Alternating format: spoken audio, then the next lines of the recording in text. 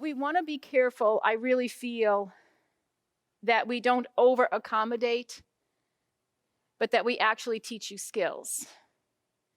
So maybe right now you are leaving the room on a regular basis. But what are you learning when you leave the room? If you over accommodate, you leave the room to get rid of the anxiety, but what are you learning? You can leave the room, but then that's what you learn, that I can leave the room whenever I want to. Whenever I feel anxious, I leave the room. But what am I going to do when I'm on the highway? Put it in park and get out?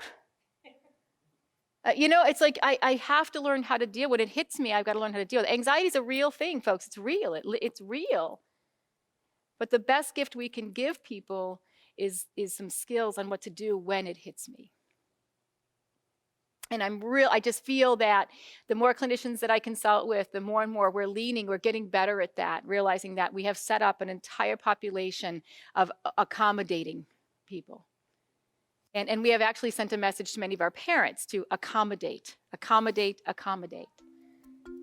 And it's not a good practice. Thanks for watching, and I hope you found this video helpful. If you did, make sure to like and subscribe so you never miss another video. I speak and consult on school behavior, and I love to help districts solve some of these problems. See you next time.